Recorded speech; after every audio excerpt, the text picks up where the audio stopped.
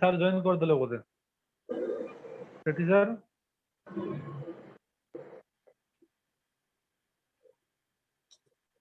Sir टिके 5 minute late करिया sir sir join कर देले ना ना ना सर जॉइन करछन जे एक्सटर्नल टिके 5 मिनिट कहले मते तो एक्सटर्नल बा जॉइन करे आगे एक्सटर्नल जॉइन कर सारले नहीं देखुना ना जॉइन करछन जे से टिके कहले 5 मिनिट्स टिके अच्छा आगे sir good evening sir. Good evening हां sir good evening sir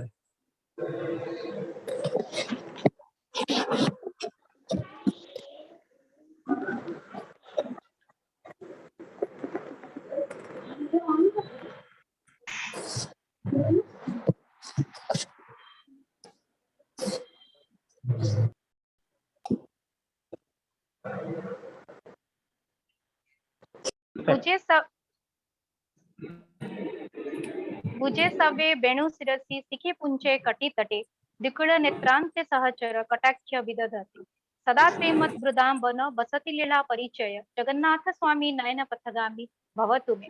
Namaskar, good evening one and all present over here.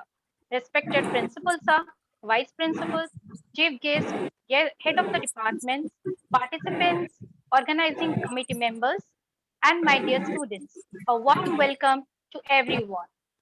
I, Professor Anurekha Naik, welcome you all to the webinar on research methodology in engineering, a practical insight for researchers, organized by Department of EE and EEE, DRIEMS Autonomous Engineering College.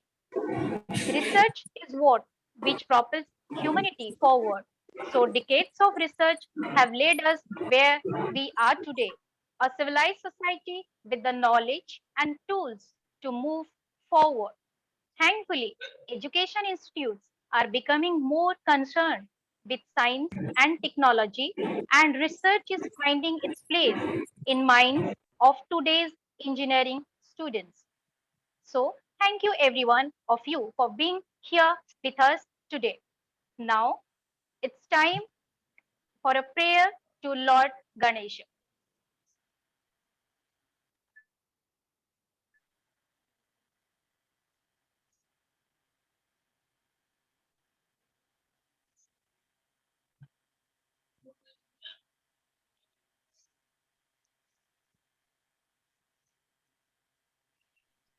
Sir, please share the screen. Yes.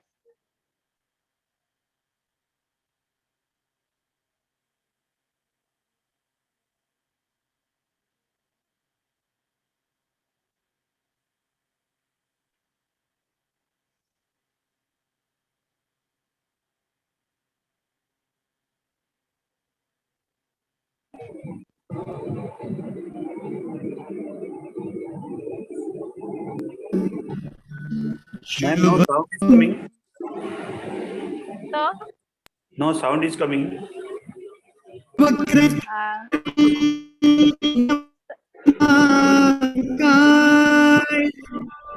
Okay. Surya Koti Samaprabha Nirvignam Kuru Me Deva Shubhakaryeshu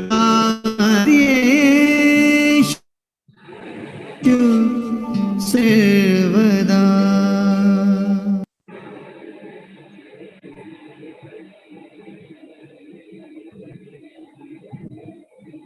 with the blessings of Almighty God, we will proceed further with e-lighting of the lamp of prosperity. Sir, please share the screen with us.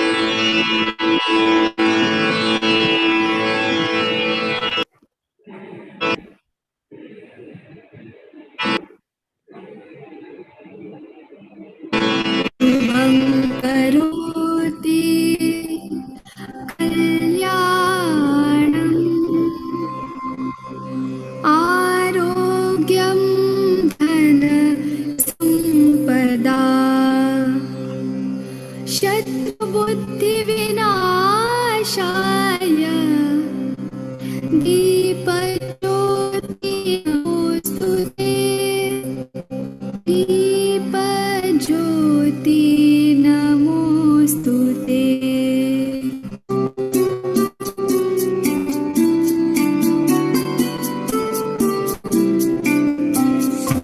करोति कल्याणम् आरोग्यं धनसम्पदां शत्रुबुद्धिविनाशाय दीपज्योति नमोस्तुते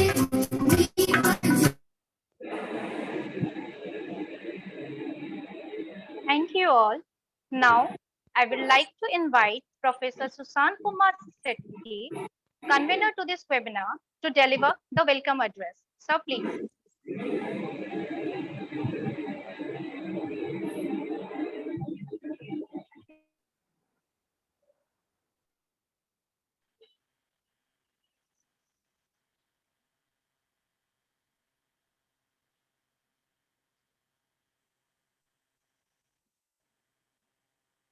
Sir, please unmute yourself. You are muted. May I audible, ma'am? Yes, sir. Yes, sir. Now you are perfectly audible. Good evening, everyone. It gives me immense pleasure to welcome you all to the national webinar on research methodology in engineering, WORME 2K21, a practical insight for researchers jointly organized by Department of Electrical Engineering and Electrical and Electronics Engineering in association with Internal Quality Assessment Cell IQAC DRIEMS.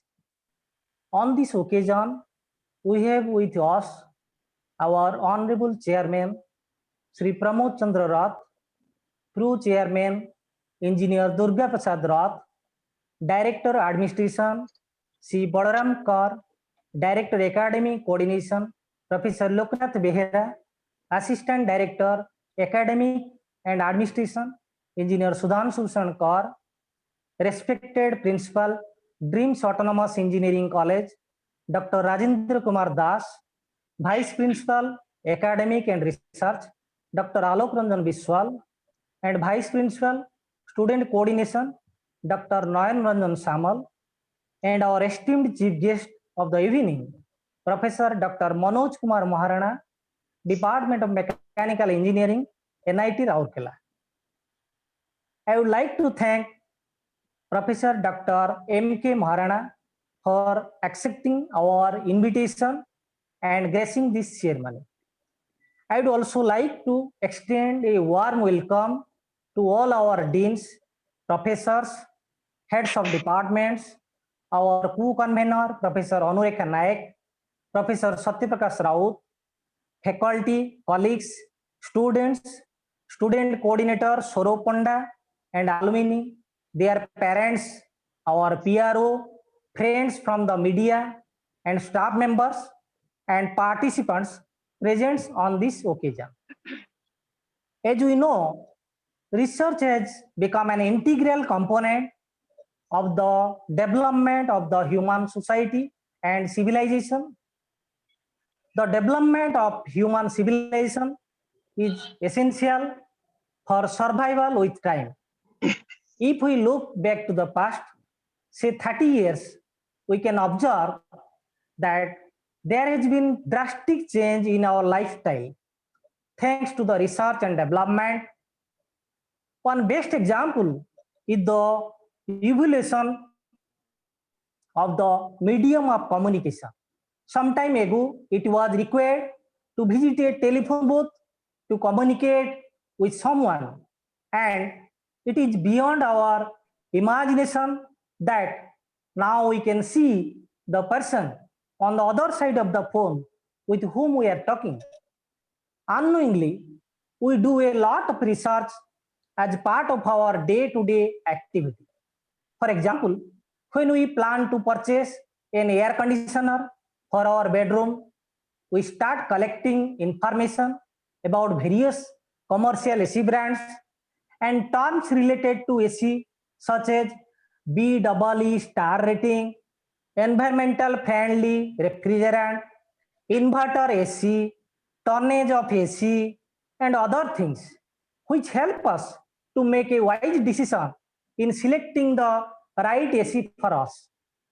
However, in this case, we may not be doing research systematically as it should be because we blindly believe the recommendation of our friends and vendors about a specific air condition that we would purchase.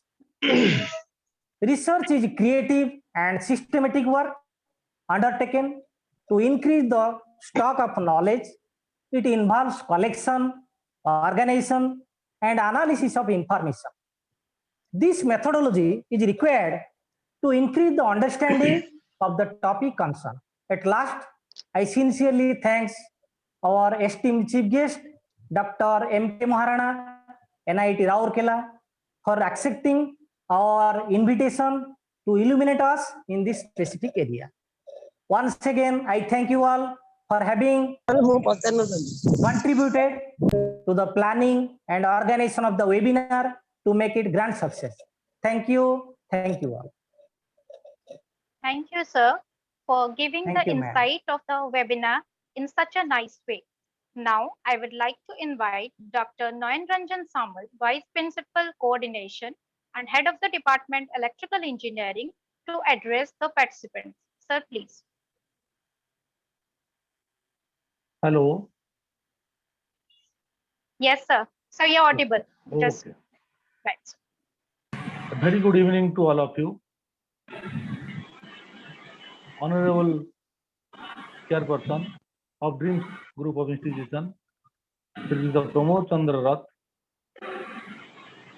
Co-Chairperson, Engineer Durga Prasad Rath, Director Administration, Shri Dr. Balram Kaur, all other directors, assistant directors, our principal, respected Dr. Rajendra Kumar Das, Vice Principal Dr. Alok Ranjan Biswal, Dean Academic Dr. J. Mehena, Dean Student Welfare Dr. Lina Patnaik, all other HODs, professors, staff members, especially this participant from other institutes, and my dear students. First, we must grateful to our esteemed resource person, Professor Dr. Manoj Kumar Moharana, who has given his consent to give some idea regarding research methodology in engineering. Already, Professor Sushant Kumar Sethi sir told elaborately. Still, actually nowadays, engineering profession is becoming more challenging. Research is an integral part of engineering education. Then what is this research? How to research something? What are the methods involved in it? Research methodology is a way to systematically solve a research problem. It is a science of studying how research is done scientifically. It aims to give the work plan of research. It provides training in choosing methods, materials, scientific tools, and techniques relevant to the solution of a problem. Let us proceed to our webinar to know elaborately about this research methodology. Hope this will be definitely helpful for us. Thank you. Thank you very much. Thank you, sir, for your kind words. Now, I would like to invite Dr. Alok Ranjan Biswal, Vice Principal Academics, to share his views on this webinar. Sir, please. Ma'am, I'm audible? Yes, sir, you are perfectly audible. Thank you. A very good evening to one and all present. Hopefully, you all are doing well. Respected Principal Professor Dr. R.K. Das, Head of the Electrical Engineering Department, Professor Dr. N.R. Samal, Head of the Department of Electrical and Electronics Engineering Department, Professor Dr. P.C. Pradhan, Convener of the program, Professor S.K. Sethi, Co-Convener, Professor Anurekha Naik and Professor Satyaprakash Rao, Organizing Committee members, other faculty members, staff members, and all the participants present over here. Indeed, a privilege and honor for me to welcome today's speaker, Professor Dr. N.K. Moharana of NIT Rourkela, who is considered as the epitome of research professional of this country and abroad. I personally overwhelmed to get this opportunity once again, with whom I had spent the most memorable and unforgettable days in NIT Rourkela. Sir, with your blessings and life lessons, I am here today. Research, the most phenomenal word or the process which arises from the quest, the queries, and the questions in our subconscious mind. Through these quests, one followed to the optimum desire to reach the destination. Today, through this program of research methodology in engineering, WORME 2021, we all learn the fundamental aspects of research methodology. We all are fortunate enough to be a part of such program. I wish the program will be of great benefit to all the researchers and the participants. My heartiest thanks to all the core members of the management and all the members of the electrical engineering department and electrical and electronics engineering department and all other departments too for organizing such beneficial program during these hard days. Thank you all. Stay safe and healthy. Thank you. Thank you, sir, for your words. We have with us the man of distinct vision and a fountainhead of illuminating ideas, an inspiration to all of us, our principal, sir, Dr. Rajendra Kumar Das. I request, sir, to share his ideas with us. Sir, please.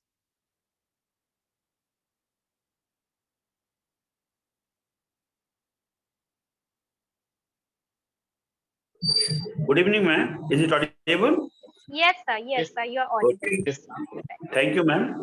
Thank you, sir. Honorable Chairman, Sujukta Pramod Chandra Rath, Pro Chairman, Durga Prasad Rath, Director Administration, Ballamkar, and our esteemed chief guest, you may say, or guest of the evening, Dr. Manoj Kumar Moharana,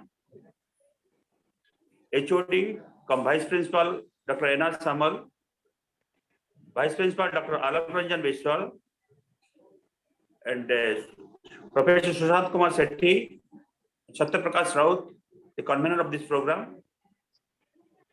So, what I would like to say that this is a nice topic which has been chosen by our HOD, Electrical Engineering. Research methodology is highly essential nowadays because this technology is changing very fast. If you'll go back 50 years back, you'll find that technology was changing after 5 years or 10 years. Here, nowadays, every day you'll find technology is changing. So, being we are professors, we have to cope up with our mind with the latest technology. Otherwise, we cannot feed our brain to the newcomers or our students. At the same time, student has to create their own environment, how they will go for research. So in this process, research methodologies plays a vital role. If you will find a fault finding or decision making, then only you will think for betterment, or if you are going to input something in your idea, in some which will be beneficial for the mankind, it will be treated as a research. And at the same time, if it will be beneficial for the mankind, you may go for patent, which will be helpful for your lifetime. So research methodology is a systematic procedure, you may say, or a technique used to gathering of data and information, and its analysis for advancement of knowledge in any subject. In a research paper, the methodology section allows the reader to critically evaluate a study's overall validity and reliability. You may think it the research and thesis or academic journal articles. It is highly essential, which covers how did the researchers decided to go. What should be incorporated in the methodology chapter? What data to be collected and which data to be ignored? From whom you are going to collect your data? How to collect your data? Data collection methods should be there. How to analyze it? Data analysis of methods is there. So how you can collect data for your study. Different types of methodologies are there. In between that, you may think interviews, which can be unstructured, semi-structured, or structured. Focus groups and groups interview. Then surveys may be there, online or physical survey, observations, questionnaire, documents and records, case studies. So, as you know that you are going to listen many things from Dr. Moharana, and different types of research methods are used, common methods, quantitative, qualitative methods are there. So vividly, definitely Dr. Moharana is going to elaborate you. So I hope during this pandemic, it's a great step by electrical department, get initiative by the electrical department. So hope it will be a grand success. Thank you very much. Have a safe day. Good night. Thank you so much, sir, for your enthusiastic words. Now, I am profoundly delighted to take an opportunity to introduce our chief guest, Dr. Manoj Kumar Moharana. Dr. Moharana completed his BTech from CT Bhubaneswar, MTech in Thermal Energy and Environmental Engineering from IIT Kharagpur, and PhD in Mechanical Engineering from IIT Kanpur. He is well known for his researches in mechanical engineering. His research contributions include 44 number of international journals, 3 sponsored programs, and many more. He has guided many research scholars. He was honored with so many of awards. Some of them are DAAD Fellowship to carry out research at University of Germany, JB Ben-Nun Memorial Award, International Travel Grant to visit Chicago, University of Alberta, Canada, Heidelberg, Germany, and China. His area of research covers fluid flow and heat transfer. Sir is currently serving as Assistant Professor, Grade 1, Mechanical Engineering, NIT, Rourkela. Now, I would like to request Dr. Manoj Kumar Moharana, sir, to enlighten us with his knowledge on the topic research methodology in engineering. Sir, please.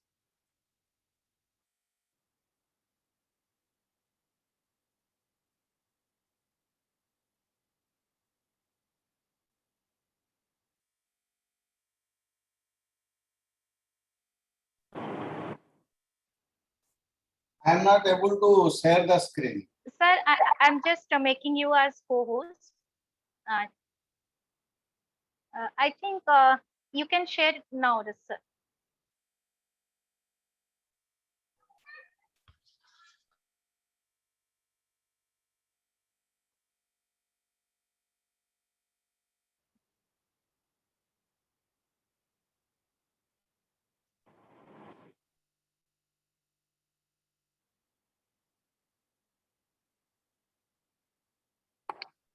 I hope everybody is able to see my screen now. Yes, sir. Yes, sir. It is visible, sir. You have shared the screen, sir. Thank you. Respected Chairman DRIEMS Group, C. Ratho, Directors of DRIEMS, Principal Dr. Rajendra Das, teams, faculty members from DRIEMS, and all heads of the department and the participants of this program. Good evening to you all. Myself, Dr. Manoj Kumar Moharana, a faculty from Department of Mechanical Engineering. Delighted to present a talk on research methodology in engineering. It is my pleasure to share my experience. And first of all, I am thankful to the organizing committee for inviting me to share my knowledge. As you can see here in this slide, I have given the title Research Methodology Engineering, a practical insight for researchers. Normally you see in many universities in India, there is a course called Research Methodology which need to be cleared by a research scholar before he or she proceeds for his actual research. But in my lifetime, I have never did any such course because this concept is not there in IIT and NIT system in India. so I do not have any experience what they basically teach in that course. But I came to this idea in 2013 when I organized one short-term course here for 2 days program. The basic objective of this program was that to share my experience, which will benefit our scholars while conducting research as part of their academic program. So that's why I give them a practical insight for researchers. So basically sharing my experience, which is actually required in the process of doing the research as part of an academic degree. So I deal with subjects like heat transfer, CFD. So here I maintain a YouTube channel. So here you find out subjects, video lectures on power plant engineering, on heat transfer for undergraduate students, on conduction and radiation, and computational fluid dynamics for postgraduate students, mainly for the MTech and PhD students. So here you can remember the link, and if you have time, you can go through them. I hope these videos will be useful for you. And those who are interested to know more about myself, you can visit my Facebook link, where you will find out my day-to-day activities related to research and non-academic also. As I told you, I organize short-term courses on this topic very frequently. That's why I am also maintaining a page on Facebook on the topic research methodology, where I post materials and links time to time as and when I find them suitable for sharing with my students. So research is the process of making knowledge. So before I start, I would like to start this talk with this few lines from taken for different quotes. Galileo said that we cannot teach people anything, we can only help them discover it within them. That means being a teacher, we help others to discover the ability of somebody. And I personally believe that every individual has the potential to do something great, only needs to utilize the potential and do not underestimate somebody's own capabilities. So what you should do is you should chase the vision, not the money, because there is no value of money beyond a certain limit. It is my personal thinking. You may disagree with me. So we start with this word called research. If you go through dictionary and try to find out what is research, it says it is nothing but systematic investigation into and study of materials and sources in order to establish facts and reach new conclusions. That means basically we want to explore a particular field, then we need to do research. And what is research? Investigating systematically. Otherwise, just we do some experiment for 1 day or 2 days, and after that we forget, then we will not be able to get any solid conclusion. That's why very importantly you do things very systematically. Then only you will be able to get some conclusion or output that will be useful for us. So in short, we can say that research is nothing but the process of making knowledge. And here you can find out the basic description to this word research in your Wikipedia, you will be able to find out. Then the second word called your methodology. Methodology is nothing but a system of methods that is used in a particular area of study or a particular activity. That means depending on the field of research we are going to do, we need to adopt a system of methods that is applicable for our domain of research, so that we will be able to get an effective output that will be useful towards getting our academic degree, as well as the prime objective of helping the mankind for betterment of the society. So we can say the methodology is one of the most important and neglected sections in engineering writings, because we engineers are normally weak in expression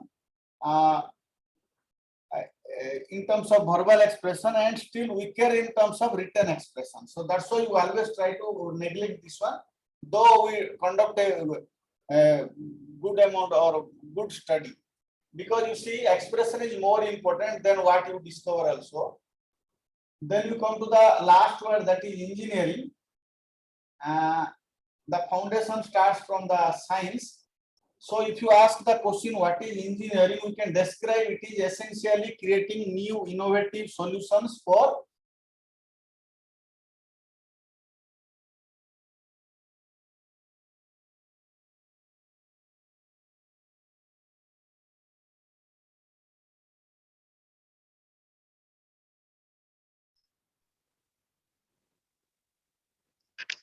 Hello, sir, you have been muted.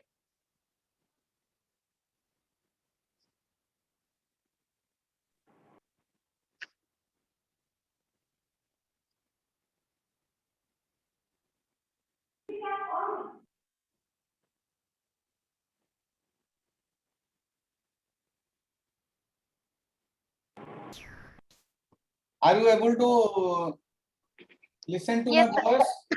Yes, sir. Yes, sir. It's now. That's why you have been muted in between. Sir. Okay. So in simple term, I can say engineering is nothing but the creative application of scientific principles. And we being engineers, our job is to apply the scientific principles, develop something that is useful for the mankind.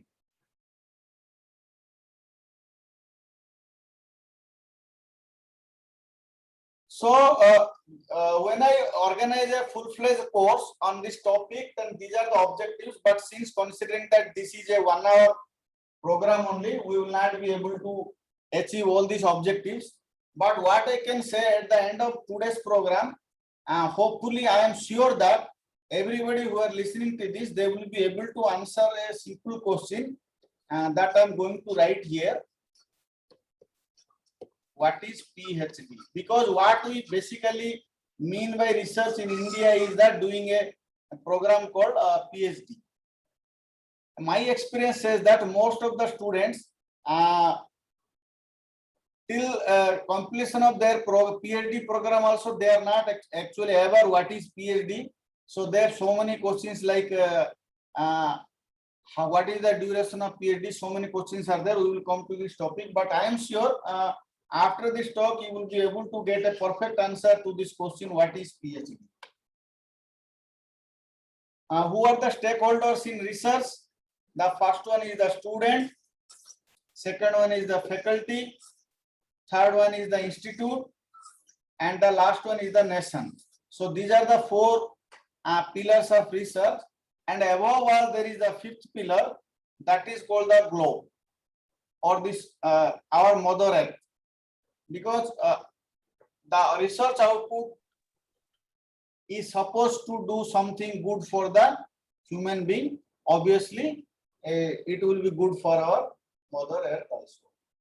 So now question arises, why are we discussing about this here in this platform? Because being a researcher, we are part of this great human project called research. Because by doing research, personally, we may be achieving something like maybe like somebody doing his master's program or doctoral program with the objective to get a job. It is the personal agenda. However, the broader agenda is the output will give you something for the mankind that will give comfort or betterment to the society. So that means we can say, if you are a researcher, you can claim to be a part of a greater human project. So if you go through the data of this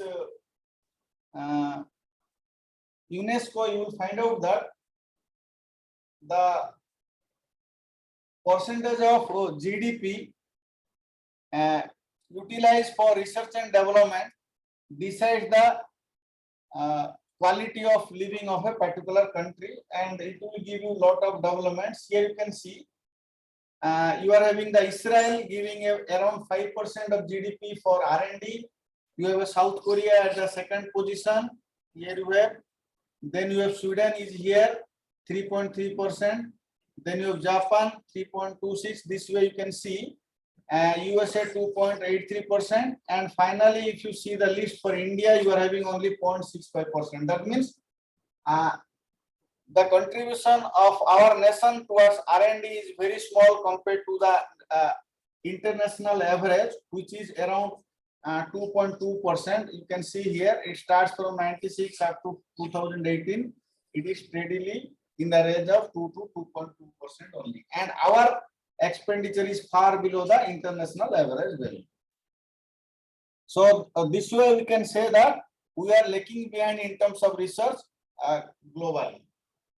So if you go for the broader definition of research, it is an art aided by the skills of, we can say, inquiry, skills of experimental design, skills of data collection, skills of measurement and analysis, and this measurement analysis to be done by interpretation and by interpretation.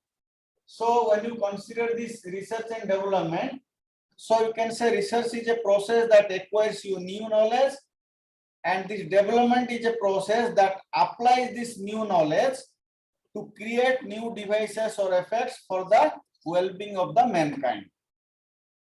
So we can say in a very simple term, research and development, widely known as R&D. So R&D is basically a model of numerous innovative and out-of-the-box activities that is being powered by science and technology, which helps to develop or enhance the product and services for the well-being of the mankind. So now question arises, what is the need of research and development? So just I will give you a very simple example. I hope everybody might be aware of this organization known as Indian Oil. Their slogan is the energy of India, and nowadays these oil companies are very much in news because of ever increasing prices of this crude oil. Now it crossed the 3-digit magic number of ₹100. So you see, their business is to sell oil. So basically they are selling your petrol and diesel. Okay. So now question arises, what is R&D required? So they are not producing petrol and diesel. They are basically purchasing petrol and diesel. Petrol and diesel are not manufactured by through science and technology. It is created by God, and we are digging from the underground only. Just we are doing processing with the help of technology only, from crude oil to petrol and diesel. So what is the need for this organization called Indian Oil to do R&D? The reason is that since our childhood we are reading that the energy available underground like coal, petrol and diesel, these are limited in sources and they are going to be exhausted very soon in future. And we started learning it maybe 40 years back. So in this 40 years, there might have been a drastic reduction in the stock of this fuel underground. So now we are sure that within few years, there will be scarcity of petrol and diesel. That means when there is no petrol and diesel underground, what this organization will do and what all the people employed in this organization will do. They cannot simply close this organization and tell their employees to look for another job. So it is the responsibility of the organization to give the continuous employment to them. So as a part of this, now they are doing research towards the next generation energy called your hydrogen energy. Because you see, very soon the world is shifting from coal and oil based energy towards the hydrogen based energy. So this company is doing a lot of research towards hydrogen energy, so that once the petrol diesel is finished, the stock is finished, the company can survive through the hydrogen energy. Similarly, if you take another oil company called Hindustan Petroleum, they are also nowadays doing research on this again hydrogen technology called hydrogen PSA technology. So for details, you are suggested to visit the website of this corresponding organizations, where you will find out what they are doing now for their survival in future. And now the world is moving towards your electric mobility. And you can see here, this is a snapshot I have taken from the Tata Motors, where they develop an electric vehicle because of scarcity of the oil. Even this Mahindra also shifting to this electrical vehicle. This is only because of the R&D division of these organizations, without which the company cannot exist maybe 10 years or 20 years down the line. And for their survival, R&D is a must. So they need continuously developing new products and improving the efficiency of the products they are able to offer to their customers. So when you talk about this research, the primary thing is your science. Already I discussed, because application of science is engineering. So if you talk about science, it comes from two words, scientia and sky. So already I have told you, the systematic observation of natural events and conditions in order to discover facts about them and to formulate the laws and principles based on these facts is going to help us. So everybody is know, we are since our childhood, we are very much aware of this story. I hope you are able to get the story by looking at this picture. This is none other than Sir Isaac Newton. So one day he was sitting below an apple tree. Suppose I will be sitting below the apple tree. When an apple will fall, I will definitely try to eat it. But thankfully, Isaac Newton did not eat it immediately, because of which he was able to develop or formulate some law and principle because of its simple observation of the natural event. What is a natural event? Natural event is the falling of the apple. So before Newton, so many people might have seen falling of apple or any other fruit, but nobody never thought for a fraction of second also, because of which they could not formulate anything. However, because it triggered something in the mind of Isaac Newton, he did systematic observation of this event, and he developed a law what we know as the F equals to mg, and this gave the birth of this gravity. So we can say science is an intellectual activity carried on by humans that is basically designed to discover information. You see, the gravity was there since the birth of this planet Earth, but because of this systematic observation of this natural event, Isaac Newton was able to discover about the gravity G. And here you will see there are three things that are interlinked with each other. One is called science, and one is called engineering, and third one is your innovation. We have already talked about science and engineering. Now we will go for the innovation here. You see here, innovation is nothing but introducing something new, or a new way of doing something. That means it is not always that innovation means doing something great. Doing something great will be obviously innovation, but you can do a small changes in something which will give you its productivity or output or betterment or better service to the human being. That can also be called as a innovation. So what we can say is that scientists study the world as it is means the natural phenomena, whereas engineers create the world that has never been.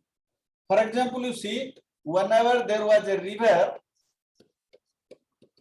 long back there were only one option, is that either you should know swimming to cross this river, or otherwise you should wait for a boat to take you from one end to the other end. But nowadays you can see bridges have been constructed by engineers, and no need for waiting or trouble for the weather. We can cross the river within maybe fraction of seconds, or maybe 2-4 minutes, something like this, depending on the width of the river.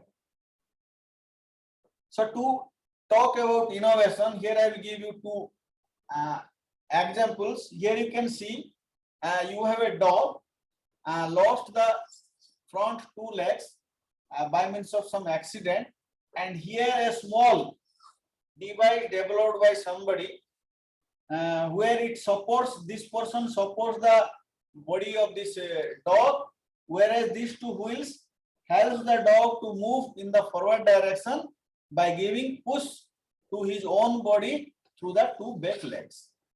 So this we call as one of the best innovation or invention done by anybody, because you see, this simple innovation or invention is going to change the life of this dog forever. Because you see, now this dog is no more dependent on any human being for its movement anymore. Then you take another example. So here you can see, here is again a one turtle who lost one of the four legs, and somebody attached one small wheel. This kind of wheel normally we use at the bottom of tables or desks, etc. And this will this helps this creature to move without depending on anybody. So this is also you can consider to be a great innovation. Though if you think in a one way, nothing great have been done. This wheel exists. It is available in market. Maybe you will be able to purchase for 50 or 100 rupees. But the innovation is attaching this to this animal, which is going to change up this animal life forever. So now question arises, how do we know things? So we know things through different means. First one is a instinct. That means we know it immediately after the birth. For example, you see, we know that snakes are dangerous. So this we learn from the society, because you see how our neighbors, our family members, our parents react when they see a snake. Accordingly, we as a child also learn it. Nobody never tells us that snake is dangerous. We never write it 5 times, 10 times, like we learn ABCD by writing 5 to 10 times in a copy. We never write it. However, we understand that snakes are dangerous for us. Then second thing, through revelation, that means through rigorous or meditative experience also we learn many things. And third one is we learn things from authority. That means somebody told us and we have been taught that this was true. For example, you see, since our childhood, we are reading that Delhi is the capital of our nation, India. So we never challenge it and we never do research to understand whether really Delhi is capital of India or not. We believe it. Then from tradition also we learn many things, because from tradition we have seen they have been found to be true. For example, in our Indian culture, we have a tradition to do some puja in at the start of this weather time before you go for cultivation. That means tradition says that when this puja is done, that means rain is going to start and we can start the cultivation. Then the last one and the most important one is the experience. That means what you see, we are bound to believe it. Okay. Then you go for the scientific revolution. If you go for the scientific revolution, the year 1543 AD is a very prominent year in the scientific revolution. Two things happened there. One book called On the Revolutions of the Heavenly Spheres, published by Nicholas Copernicus, and there is another book called On the Fabric of the Human Body, by a person called Andreas Vesalius. So these two development made a huge impact on the development of the human civilization and its growth with time. So there is a link between scientific revolution and the philosophy. So we now go for this origin of the philosophy. And now I am coming to the original question, what is PhD? So the full form of PhD is Doctor of Philosophy. For example, myself, Dr. Manoj Kumar Moharana, a PhD holder in mechanical engineering. So I'm a PhD in mechanical engineering. But as far as we know, philosophy is a subject taught in the arts discipline in India. That means you does not consider philosophy comes under science. Then how my research in engineering field gave me a Doctor of Philosophy degree, and why it is called so? Okay, so to answer this, we see what is philosophy. Philosophy is the study of how things in the broadest possible sense hang together in the broadest possible sense. The definition maybe seems to be little bit difficult to understand, but please read it 3-4 times and think over a while. Then you will get the actual sense of what philosophy is all about. there is something called natural philosopher. What we know now, as on today, which is developed as a science, was in past developed as a part of philosophy. If you go to the past, there were some areas where practical professional knowledge were based on philosophy only. So a person called natural philosopher, when you will look carefully to the nature itself. So being a scientist, you will be called as a natural philosopher because you are observing the system, you are observing the nature, you are observing the world itself and try to understand why it is happening so. For example, if you consider production of electricity.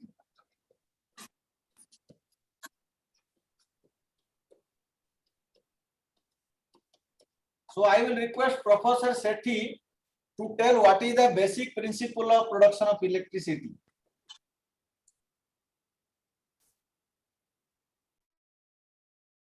Professor Sethi, are you there?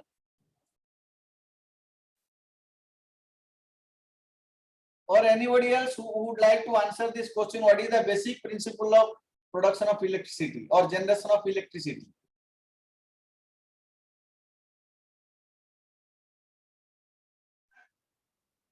Any response from the audience?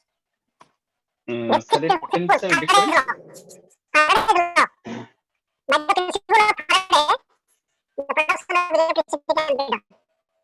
You see, we have been taught so many things, but if I tell in simple terms, if I take a magnet having south and north poles, and in between the magnet, if I take one coil, that means simply a wire, you make it in the form of a coil. Then if I rotate it, if I rotate the coil in between the magnet, then current flows through this one. So this is the basic principle. But have you ever thought why current is producing? Why current is producing through this means? No answer. So if you believe in God, this is a phenomena created by the God. And what we did as a scientist or engineer, we just explored it. It was existing there since millions of years. Luckily or you say unluckily, 2000 years ago, nobody did this experiment and nobody found it. So then we talk about the scientific methods. The scientific method, the standard story is that we collect the evidence, we record the data, we analyze the data and construct the theoretical explanations for a particular event. Then we develop a hypothesis. That means we make a conclusion in our mind, then we try to prove that conclusion through experiments and tests. If the hypothesis survives the test, then it becomes a scientific theory.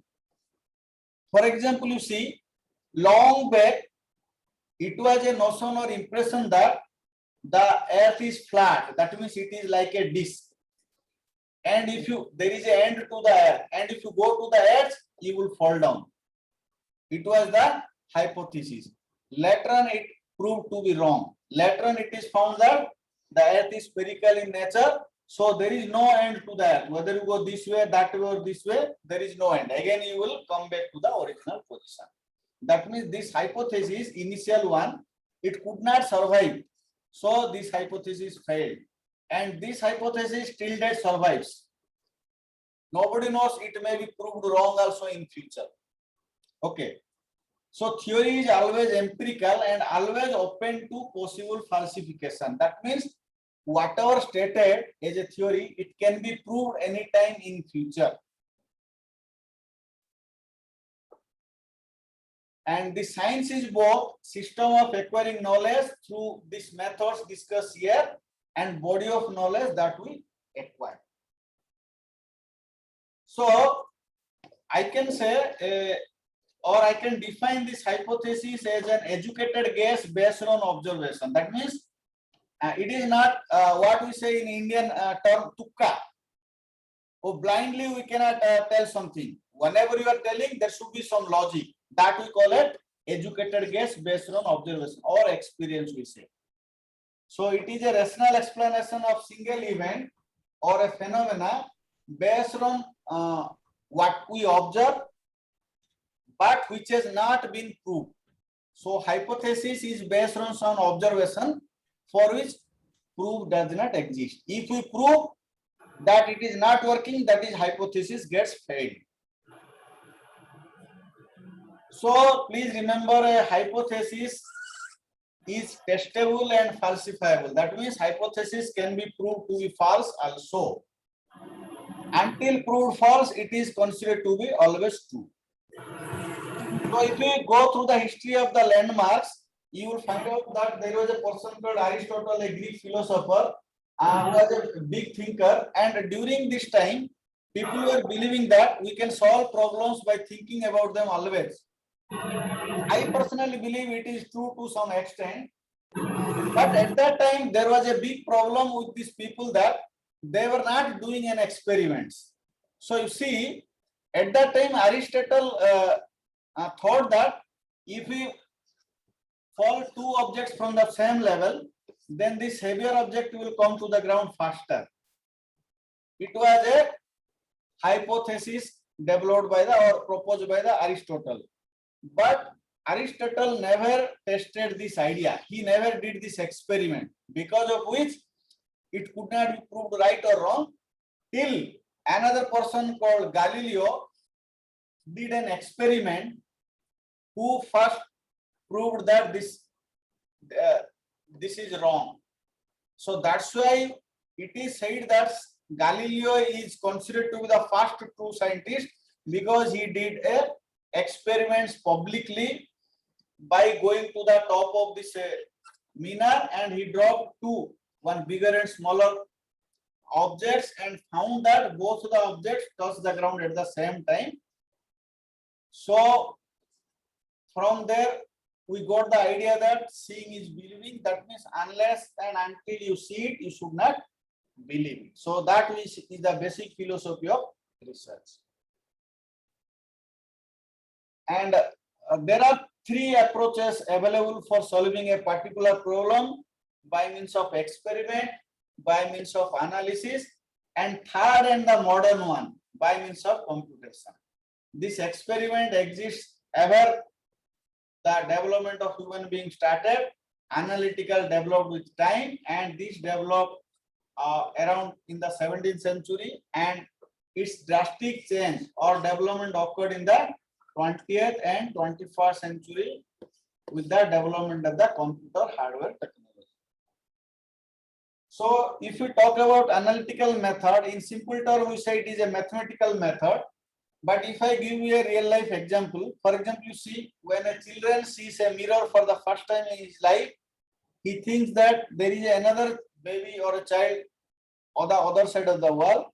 Curiously, he or she approaches toward the mirror and try to catch hold of the other image able to see on the other side of the wall. And slowly he or she realizes that it is not somebody else, it is the I myself only. Then he remains comfortable. That's why in our culture also it is there that you should not show a mirror to just newborn babies, because they may get scared by looking another baby also.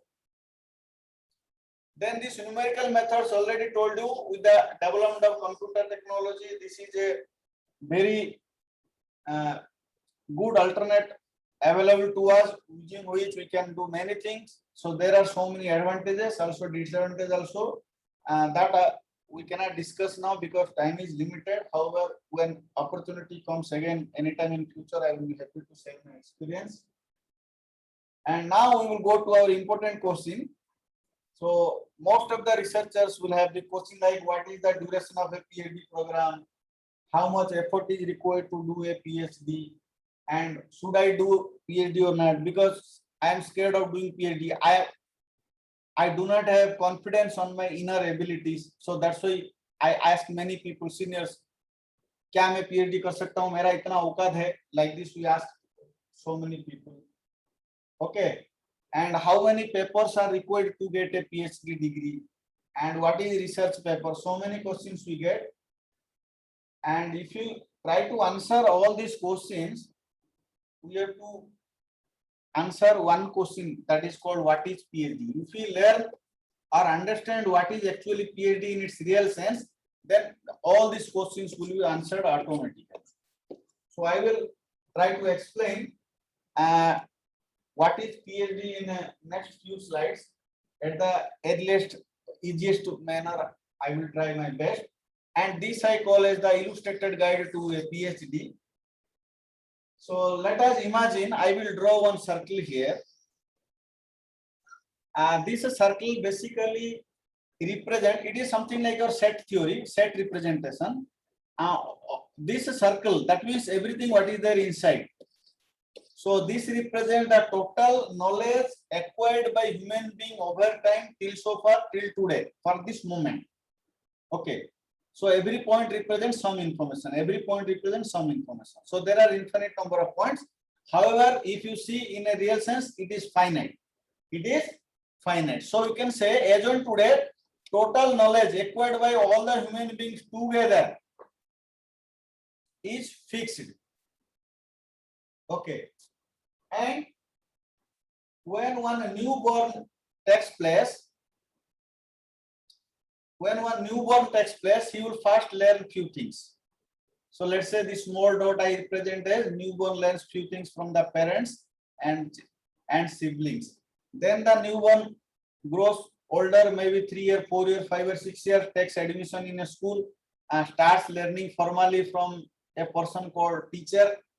And whatever he or she as a school children acquired some knowledge, it may be ABCD, it may be addition, subtraction, counting, colors, vegetable names, like this, whatever you say, I represent by this blue dot. So this blue dot indicates total knowledge acquired after the children finish the elementary school. That means this is the total knowledge gained during the elementary education, what we call as the basic education. Then after elementary education, the student will jump to a high school. Then during the high school, the student will learn many more things, maybe complicated mathematics like solving linear equation, okay, Cramer's rule, set theory, something like this. So additional knowledge acquired is represented by this light blue color here. So that means we get an additional layer of knowledge over and above the knowledge we have acquired during our elementary education. So this is your elementary education one, and this is your high school knowledge we gained here. Then after that, we take admission in a 12th standard. Then maybe depending on our interest, we join a arts program, science program, or engineering program. So we being engineers, let us talk about a BTech degree. Okay, let's say we plan for a BTech degree. Then when you plan to join for a BTech degree, you need to select a branch. Okay, like myself, branch is mechanical. So I start joining a BTech degree. So here what I will say, during 4 years, whatever I have learned, this one I can say fundamentals of engineering I learned.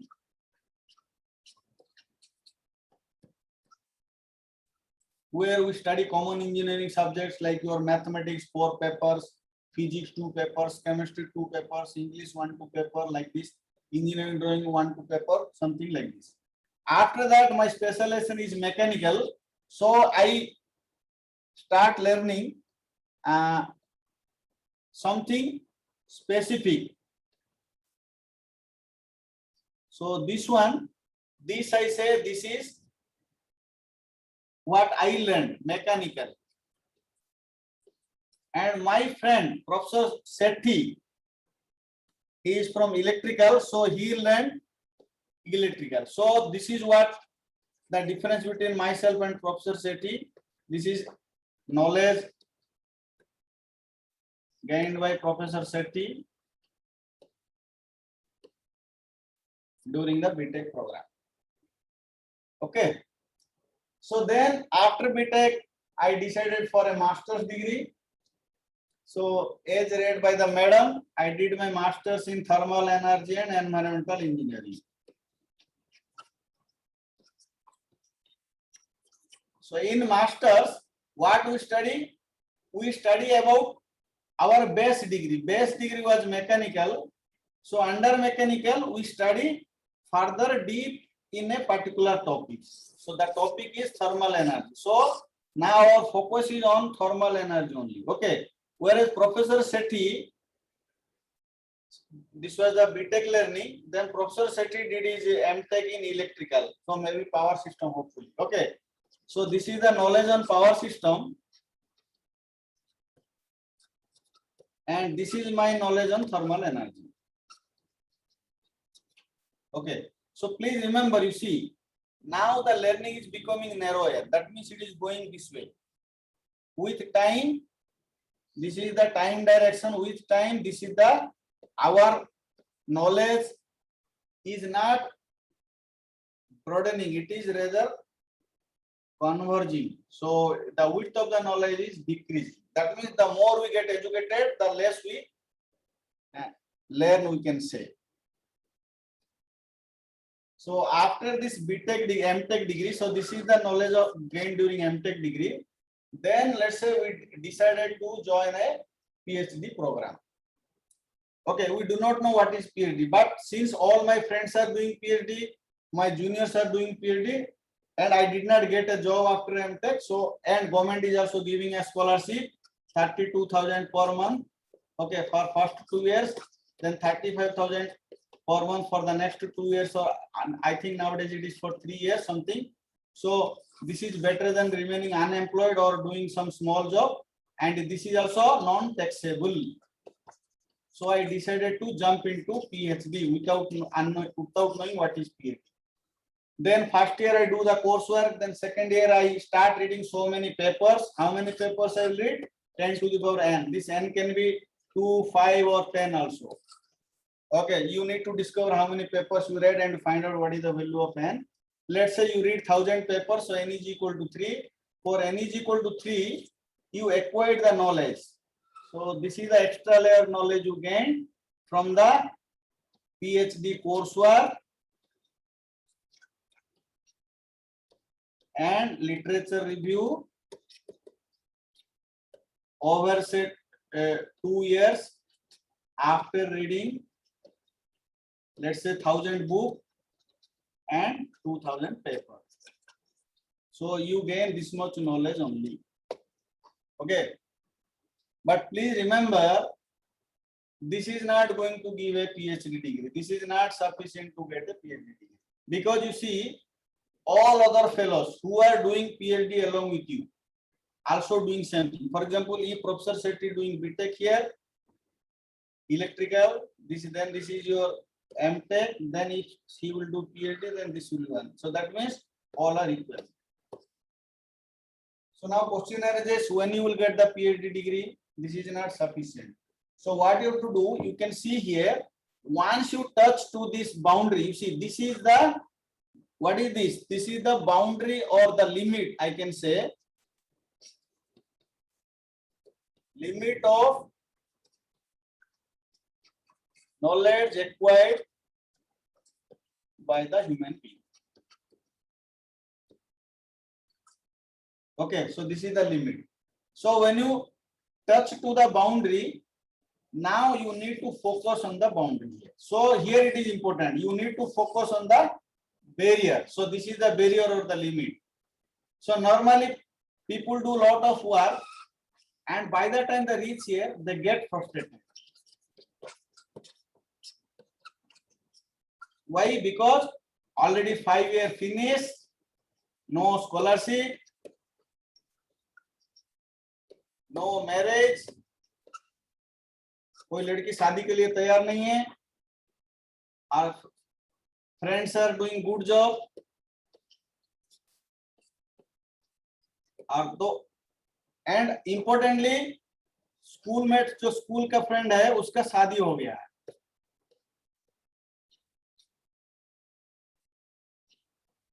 और उसका 2 बच्चे भी हो गया.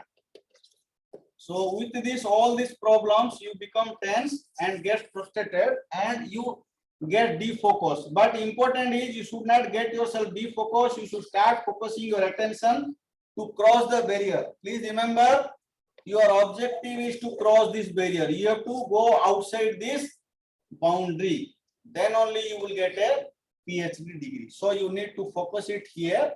So let me zoom this one here. So you see, in zoom view, you just touch to the boundary. That means you have not learned anything extra over and above the existing knowledge. All these are your existing knowledge. And what you acquired here during PhD, this is your existing knowledge. You have learned only, you have not produced anything.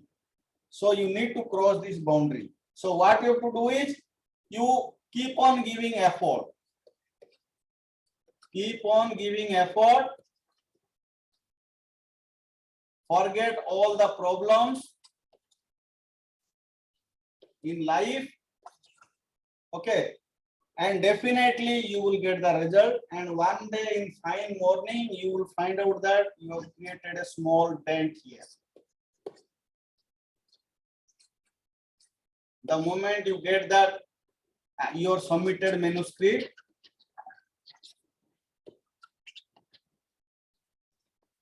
accepted for publication. And this is probably the happiest moment in the life of any research scholar. And when you are able to create a small dent, that means you have crossed the boundary. So you see here,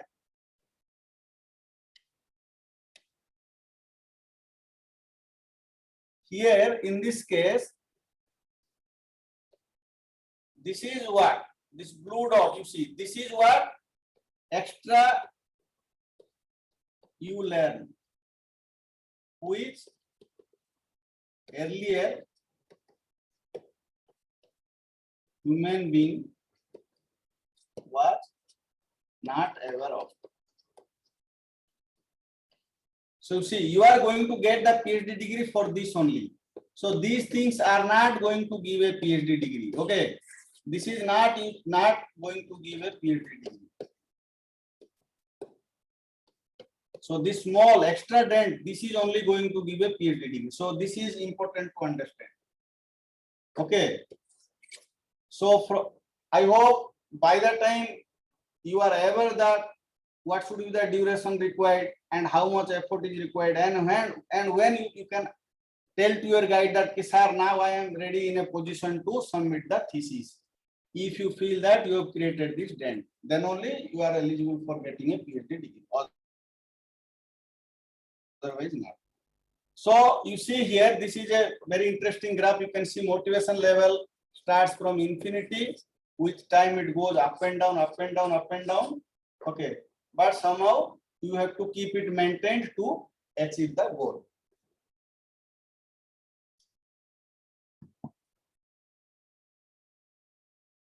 So Professor Sethi, how long I can talk?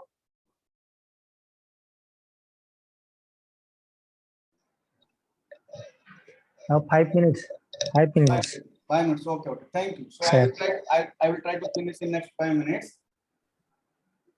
So during your PhD program, there are very important typical questions like what should be the relationship with your supervisor. You see, there is no fixed written rule in university or something. It is just a thumb rule, you can say, and you should learn from experience of yours and from your friends also. Like it should be a win-win situation for both the student and the supervisor. Okay, so you have to do hard work. Okay, without hard work, your relationship with supervisor will go down. Okay, and you should consider the supervisor as your mentor, friend, and you should have a confidence on the supervisor, and you need to keep waiting. And so many people ask so many questions like how to select a supervisor. So these are the few things I got on internet, but if you ask to me, there is no absolute answer to this.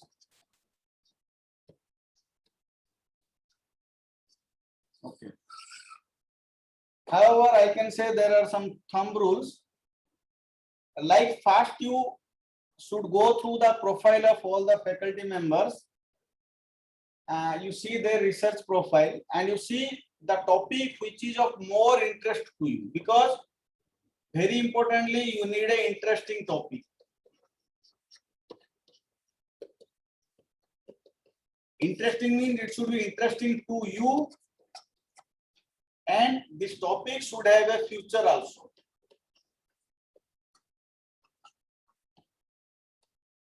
Should have a future also. You cannot focus on a topic which is at the far end of its life. If that happens, then for you as an independent researcher, you have to struggle once you start as an independent researcher career. So you select the interesting topic, then you try to explore through existing research scholar, taking feedback about the prospective supervisor as a human being first, and as a researcher second.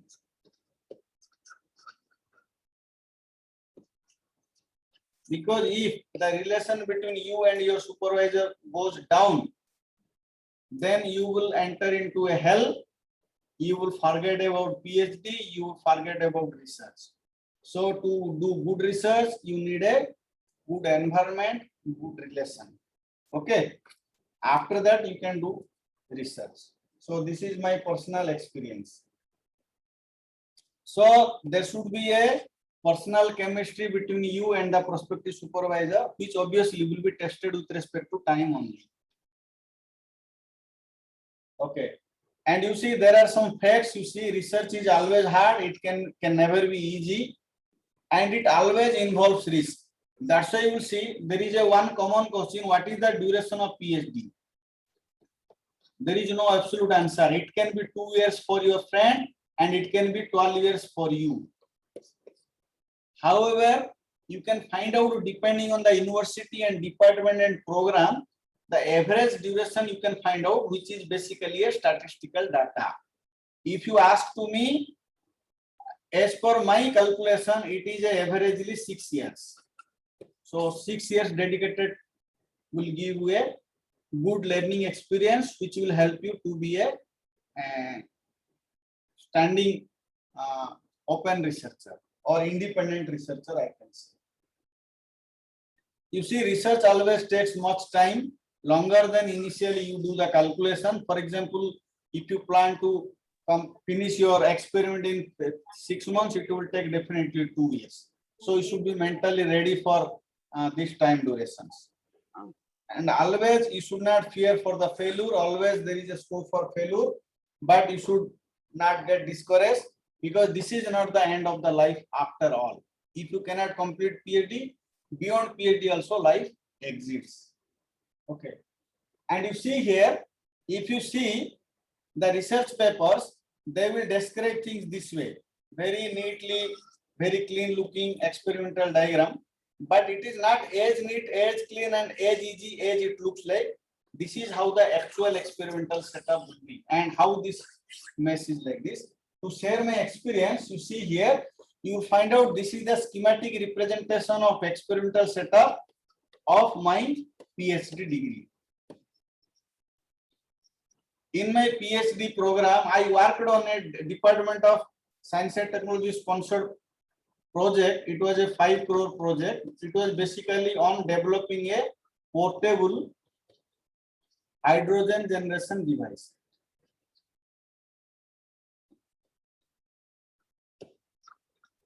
If you ask to me, I will explain in very simple. You have a test section, and I am using a pump here. Using the pump, I allow the working fluid to flow through the test section. Here it gets heated, then it gets cooled again comes to a tank like this. It goes here, and I take some reading for temperature and pressure. I do some analysis, and I got the result, and finally I got the PhD degree. So this is how I can explain everything. My PhD of 6 years full-time work, through the simple diagram, but you see here, it seems very simple, but it is not so simple as it looks like. You can see this is the actual experimental setup that I have developed, including the table frame also. So this table was not existing there in the laboratory. So I purchased everything, including these materials, constructed this table. Okay. So if you try to correlate this one with this one, you see there is a hell and heaven difference in the reality and the what we see here. But you should not be tensed here. You just need to focus here. You try to search what I have shown here in this diagram. If you do little bit focus, you will be able to find it then here. You can see here, this is the pump, this is the test section, this is the condenser, and this is the tank here. And all other accessories are here. Okay. So there may be so many questions in your mind, like how to do scientific research, how to do publish, and how to plan the thesis, so many, sir. And it is very difficult to explain everything in this short duration of time.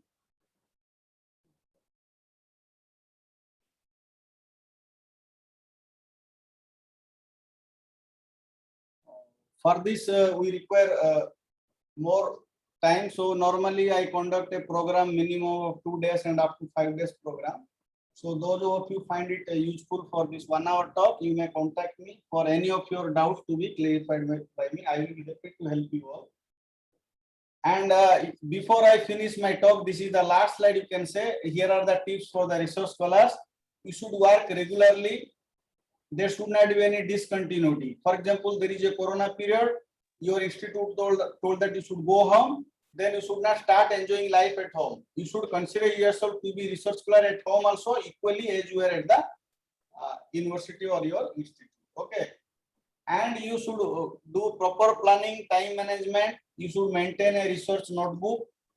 You write down everything, any thought that comes to your mind, maybe during your night.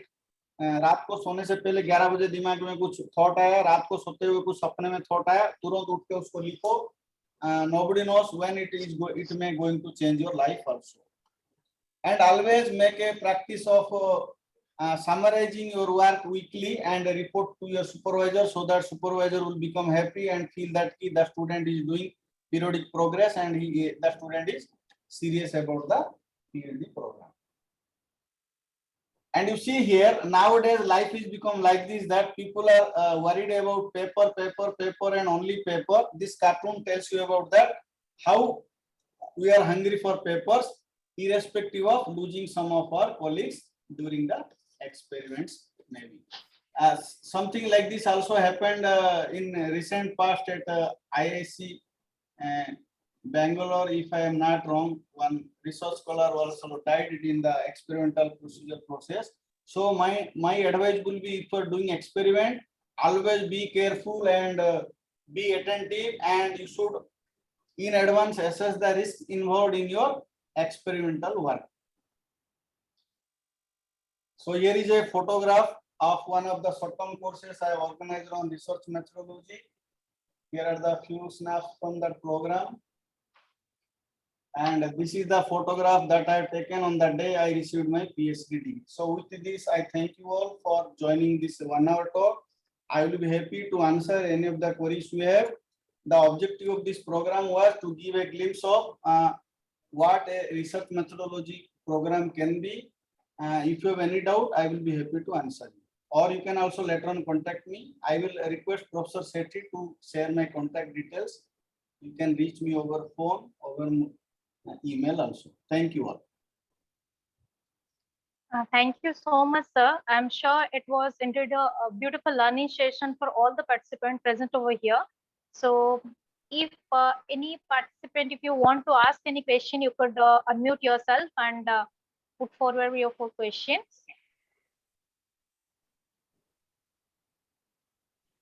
Good evening, sir.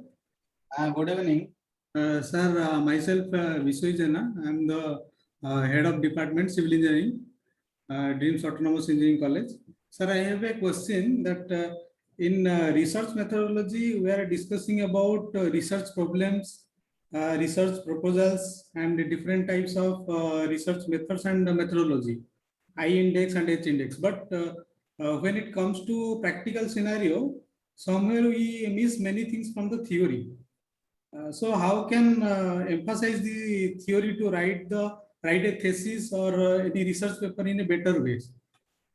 Actually, if you ask me, already I have told you, in some of the universities there is a mandatory course called research methodology. They taught many things. I told you I am personally not aware, but I am not in view of going through this theory which will help you in this one. However, for example, if you are doing experiment, there are protocols are there how you should conduct experiment, like you should how to do the data analysis. These things are there.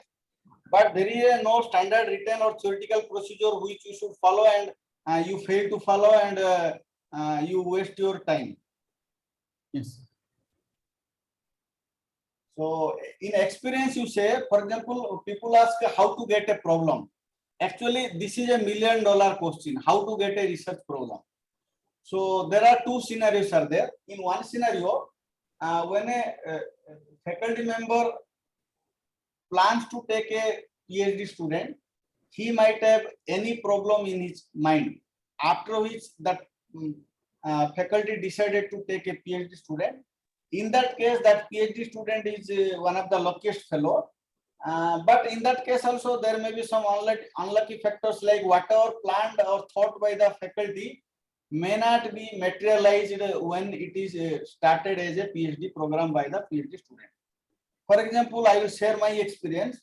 I joined at IIT Kanpur in the year 2006, and my supervisor gave me two choices. One choice is to select himself as a single guide to work on a problem, what I did, and second choice was to take another very senior faculty member, Professor Murlidhar, who will be the co-guide. Somehow I decided for the single guide problem only, but the topic I selected, it was a microchannel heat transfer. It was not that research topic of my supervisor in his PhD program. That means I have taken a brand new topic. He was having a funding project of 5 crore. That is, money was not a limit or problem, but the problem was conducting the experiment. So there were so many things which I was not aware of, and even my PhD supervisor were also not aware of. So there is something called axial wall conduction or axial bay conduction, which I learned because of the outcome of the initial experiments. And initial experimental output, when I have shown to my supervisor, he said that you are doing something wrong and you do not know theory, so many things he told me. And whatever result I got, I was sure that the results are correct, but it was not matching with what was reported in the textbook. Please remember, whatever reported in textbook always may not be true, because it may have been told half true. Okay, like what happened in Mahabharata. Okay, and I started digging on this topic, axial wall conduction, and finally it becomes the actual title of the PhD work, or focus of the PhD work. And from that day till so far, during the last 9 years after my PhD also, I am working on the same topic only. That means I worked on 9 + 6, 15 years on a single topic, which I was not aware of before joining PhD. Even my supervisor also not aware of this one. So it was explored in the process of my PhD program only. So this is also happened. Thank you, sir. Good evening, sir. This is Dr. Sachikant Das from Computer Science branch, HOD Computer Science. Sir, I have a question that while choosing an journal, that is, suppose you have written some innovative work or anything, but nowadays means what we found that suppose some journals are there in the CIE journal or Scopus journal in the list, Scopus list, but tomorrow it may not be there.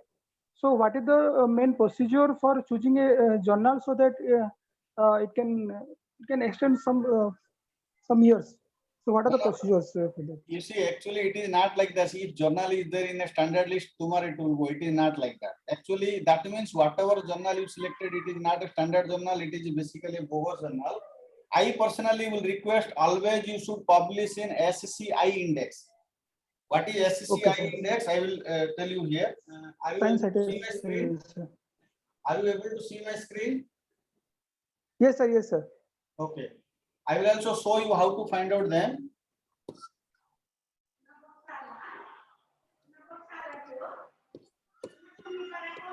It is science Scientist. Yes. citation index Index. expanded. Actually, earlier there was a term called SCI. It is for Science Citation Index. Actually, this is no more existing now. This does not exist as on today. So, if any journal is claiming to be a SCI journal as on today, that means that journal is a bogus journal and they are trying to fool you. Please remember, this does not exist as on today. Yes. Okay. So, there is something called SCI Yes. and there is Yes, another sir. thing called ESCI. E for emerging. Emerging Science Citation Index. Okay. It is Science Citation Index expanded. Actually, you will see what is the difference. There is an organization called Clarivate. I will show you also live on here.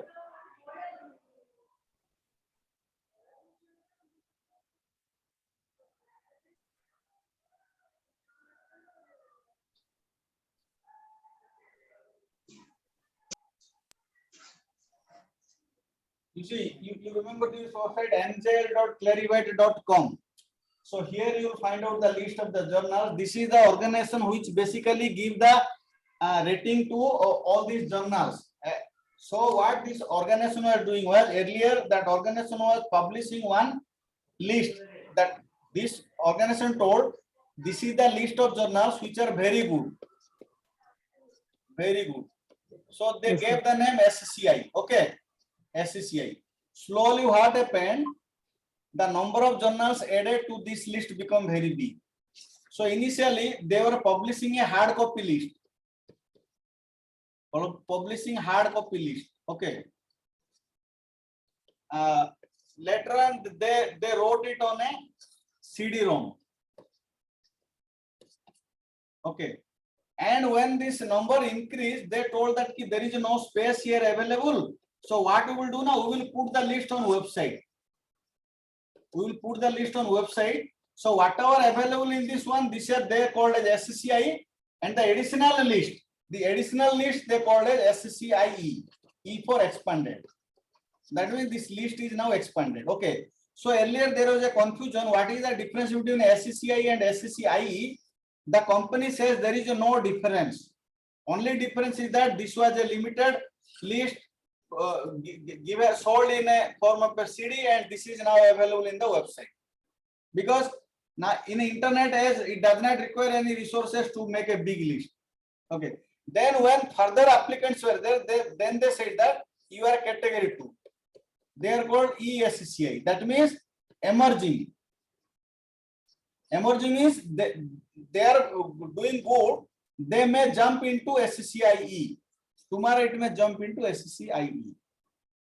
Okay. So there are some parameters. You can say that there may be fluctuating for few journals, like it goes from this list and after 2 days it can come down. It goes this way, come down this way. So that means these journals are in borderline. So I will recommend you should not submit papers here. However, if you submit also, it does not matter.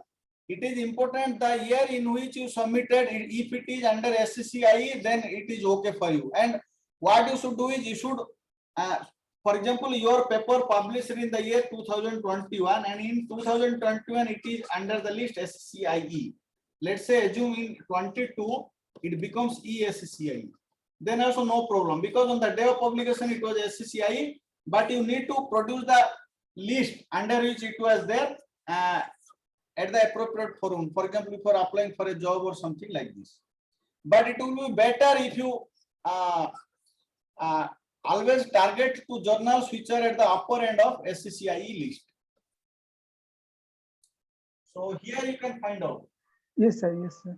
And please remember one important thing: for publication, that means for publishing your work,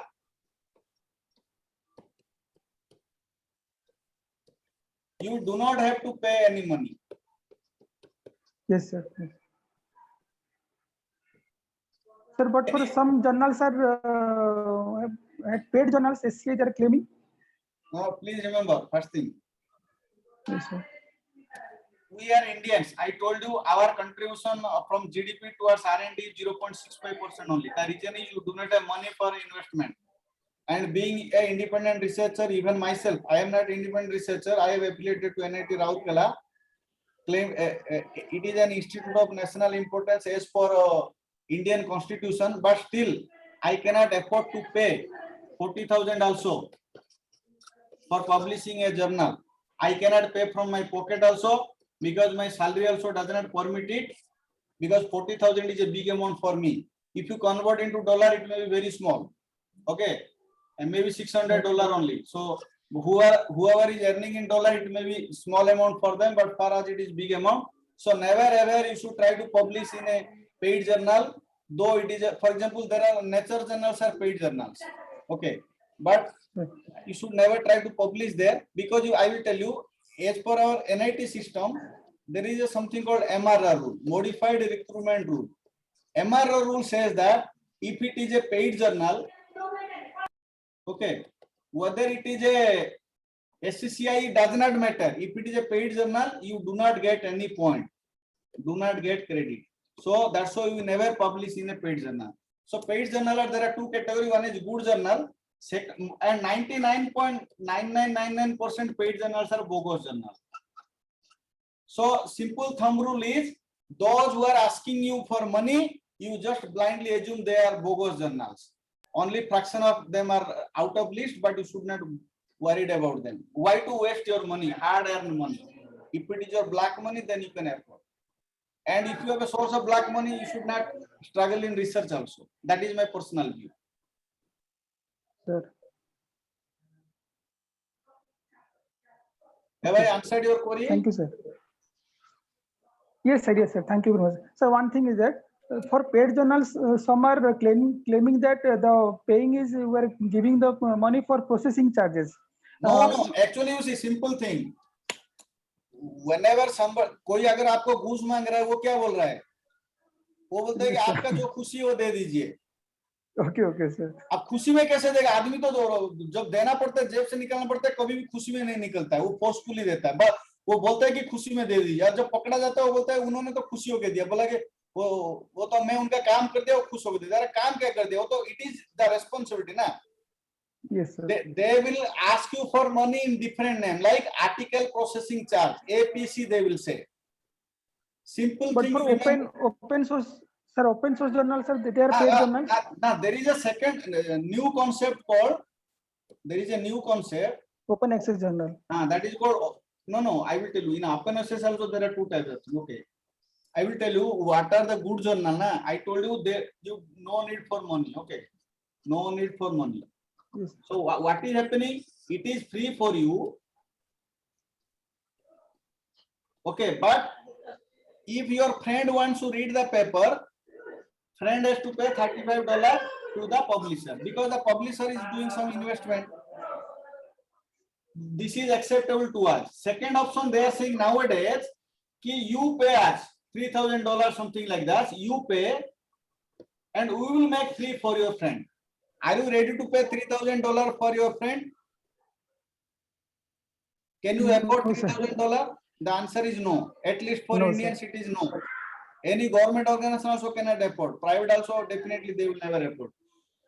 Okay. So this one is not a paid journal, but if you paid 3,000, if it is proved, then as per NIT rule, MRR rule, again you will not get any point. That means if you have paid money sometime, if it is proved, then you do not get any credit in our NIT system. That's why we never ever publish anywhere where money is involved. Yes, sir. And I can show you some bogus journal also. I can show you some bogus journal also. They will say it will be published in 15 days, it will be published in 10 days. That means all are bogus journal. And from the name also you will be able to understand. International Journal of Mechanical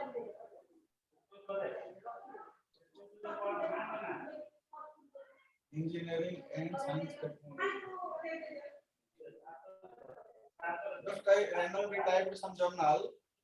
You will see these are the good journals. Okay. Go down, you will get some bogus journals. Okay. So you should not believe these bogus journals. You should never pay money. They will ask you money in the name of article processing charges. And anywhere it is written time bound 1 month, 10 days, 15 days, 20 days. That means all are bogus journals. Yes, sir. And you see, interestingly, most of the bogus journal are being published from India only, India and USA.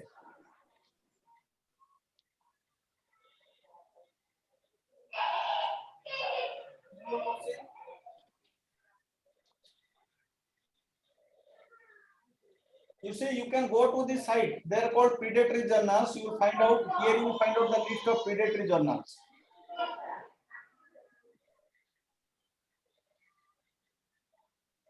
Sir.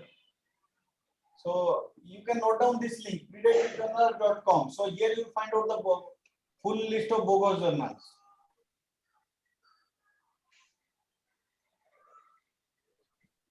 The name seems to be very attractive. However, all are bogus.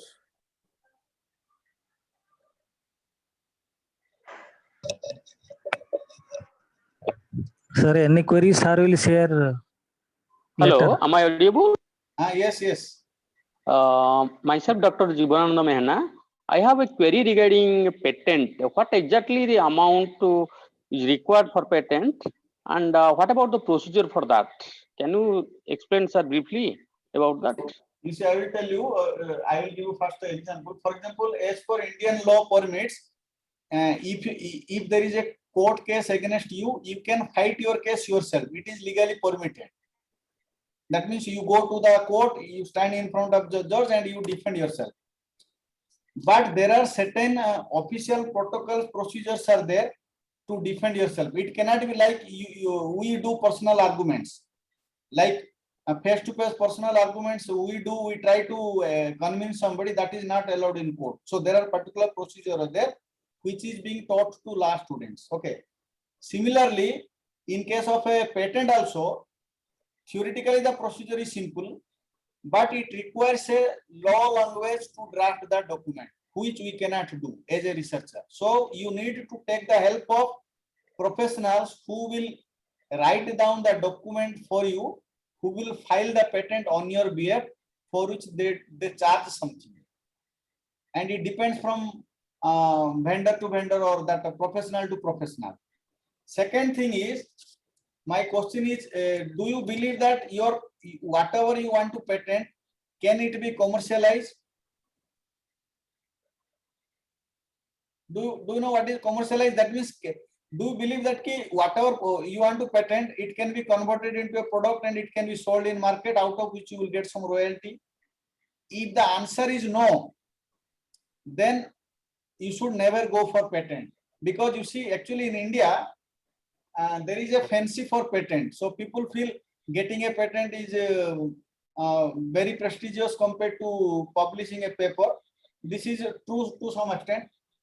However, please remember, if that patent is not going to be commercialized, it has no value actually. Just only in our academic circle, we will get some name and fame only. But monetarily, it will be a loss for you. Please remember, to retain a patent, you have to pay fee for the duration for which you want to retain the patent. So retaining patent is a commercial affair. So unless and until you believe it has the capacity or potential to be commercialized, theoretically it is recommended not to do the patent. And if you need address of this patent service provider, I can help you. So you can contact me later on, I will help you. What about the difference between Indian patent and Australian patent? So many patents are coming from Indian and as well as Australian. What about the exact difference between that? Where we have to actually patent is issued by a country, and for example, if you apply for a patent in India, so Indian government has created one agency who has the right to issue the patent, which is valid over the territory of India. So if you so if you design a product and get it patented in India, that means nobody can commercialize that idea inside India, but it can be commercialized in America. For example, suppose you developed one water filter, 50 रुपया में आप water filter develop कर लिया है. If you get Indian patent, nobody can sell that product in India without your permission. So you can tell to company, let's say for example, you will approach Tata company, you say, sir, I developed a filter जिसमें 50 रुपया लगेगा, तो आप उसको commercialize करिए. तो you and Tata company sit together and you make a deal. ठीक है, आप इसको बनाइए, 50 रुपया खर्चा होता है, मुझे 100 रुपया प्रॉफिट दीजिए, आप 200 रुपया रखिए, तो 350 में आप इसको बेचिए.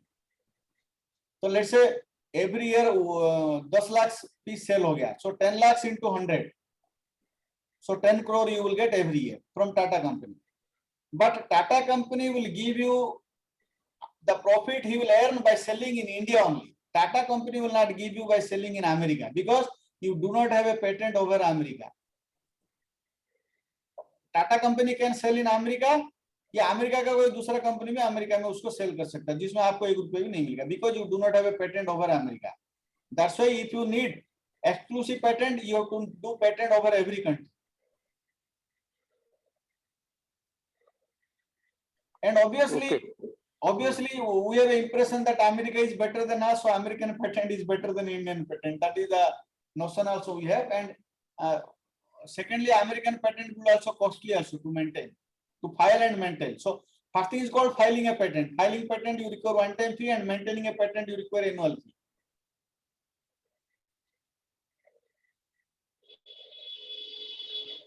Okay, sir. Thank you, sir. Thank you. For giving some information.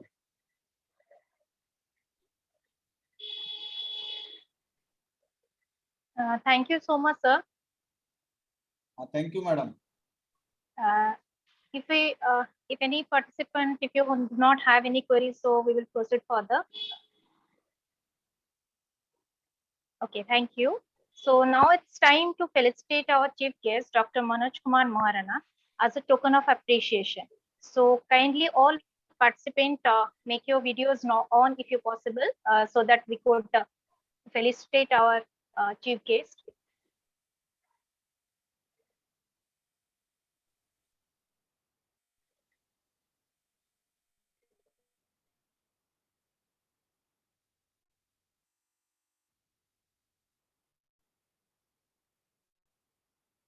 Sir, it's a token of appreciation from our side, DRIEMS Autonomous Engineering College. Thank you, madam. Thank you, sir. Thank you so much, sir. So all participants kindly make your videos on so that we could have a group photo over here.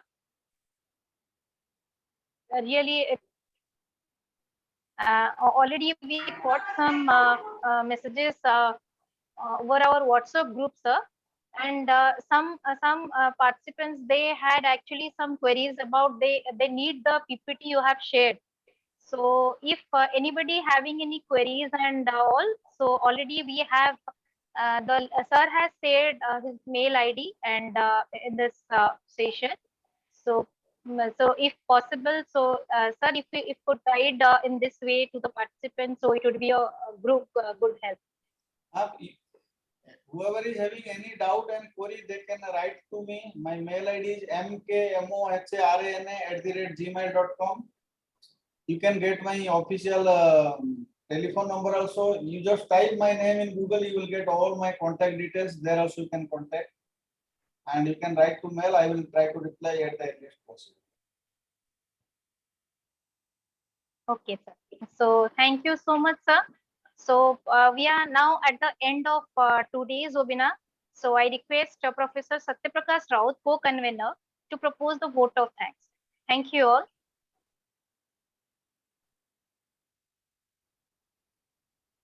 Thank you, ma'am. A warm and graceful evening to one and all present over here. It is my privilege to propose a vote of thanks and acknowledge the contribution of those who worked really hard to make this webinar happen. I, Professor Satyaprakash Raut, convener of the webinar, on behalf of Department of Electrical Engineering and Electrical and Electronics Engineering of DRIEMS Autonomous Engineering College, First of all, would like to extend my most sincere thanks to the Almighty God for making today's event a resounding success. On behalf of our department, I extend a really hearty vote of thanks to our Honorable Chairman, Srijukta Pramod Chandra Ratha sir, for encouraging us to arrange such events. Thank you, sir.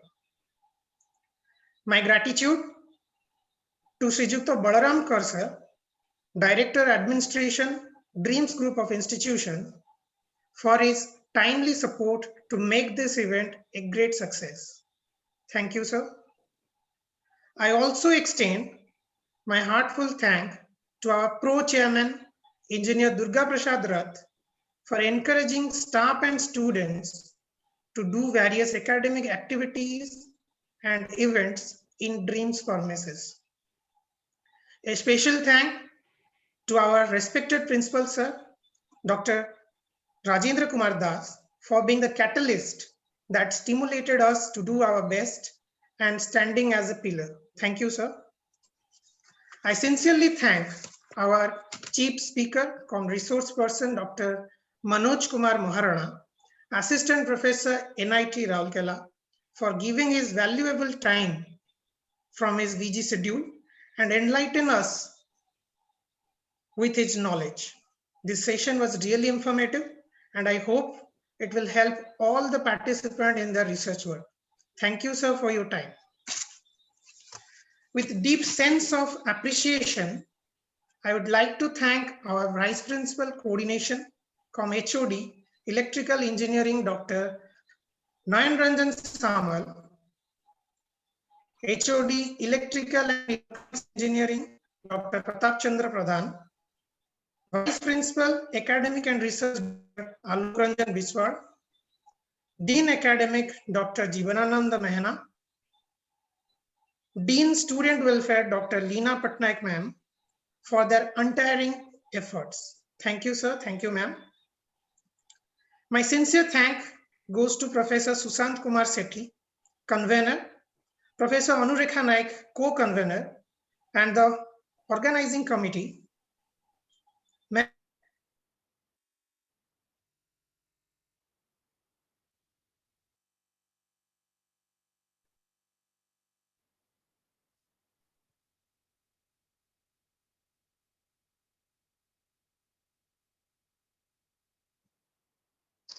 Satya sir, you have been muted. Kindly unmute yourself. Sorry, ma'am. Yes.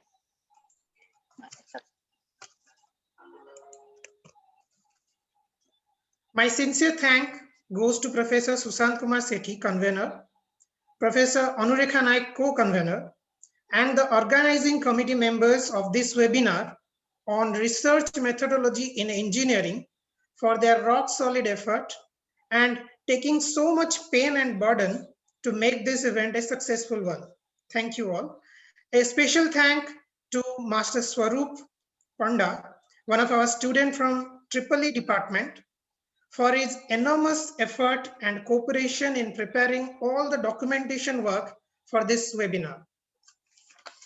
Last but not the least, a big thank to each and every one of the participants for their time. I hope this session will helpful for all you future research activity. Thank you all. Let us conclude the event. Have a good night. Thank you. Thank you all. Good night, sir. Thank you, sir. Good night.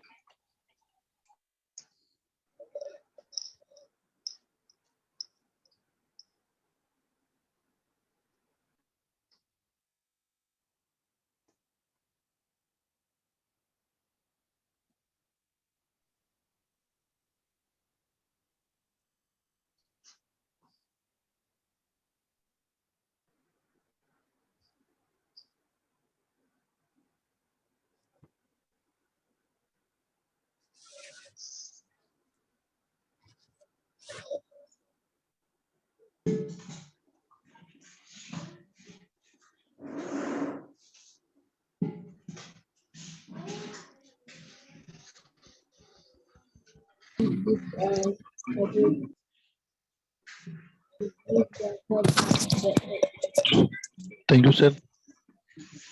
Big sir.